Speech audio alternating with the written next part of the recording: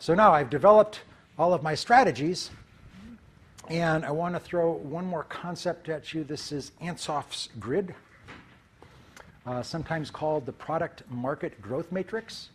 And every single sales, every single strategic plan that I have ever talked about calls for an increase in sales. There's only one situation that I've ever seen a strategic plan that called for a decrease in sales, and that was a unique situation. That was with Lazy Boy when they went from a intensive distribution strategy to a selective distribution strategy, where they recognized that they were going to get less gross sales but higher profits. So if you look at profits rather than the sales, you never want lower profits. Sometimes you want lower sales. But the idea is that from a marketing perspective, sales is not the problem. Declining sales is not the problem. I think you guys understand that by now, right?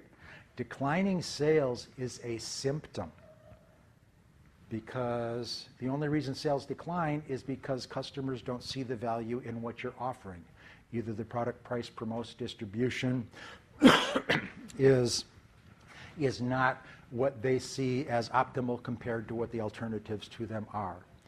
However, if you need to increase sales, there are 4 basic strategies, and only 4 basic strategies.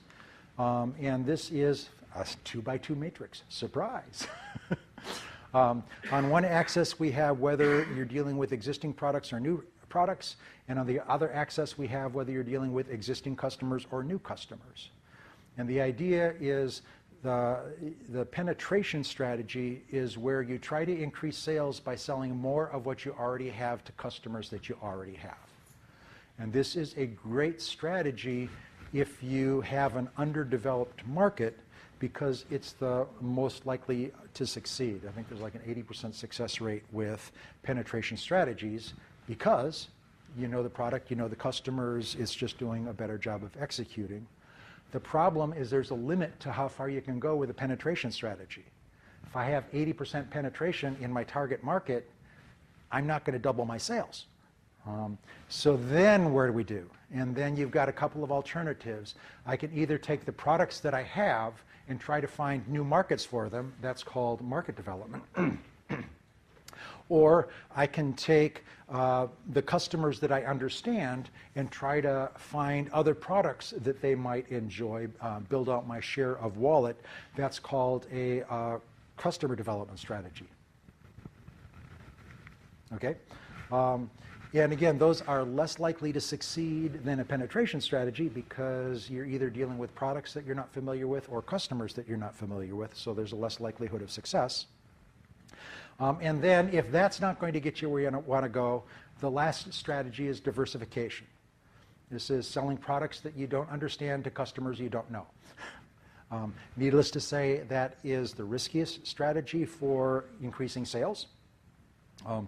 And in my experience, what happens is a lot of times companies wait until it's too late to do a diversification strategy. Is if you find you're in a mature market where, you know, we talked about the product life cycle, where there's not a lot of growth in the market that you're in, there's a tendency to want to slug it out with penetration and market development strategies, and then by the time you admit that there's just no future in this market, let's try something else, the company is in such a financially weak position that you really don't have the resources to make the transition.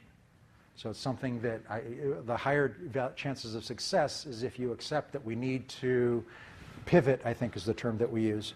You need to pivot. The sooner you decide to pivot, the healthier financial condition you'll be to make that pivot successful.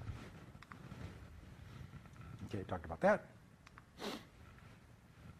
Talked about that. It's like I've done this before.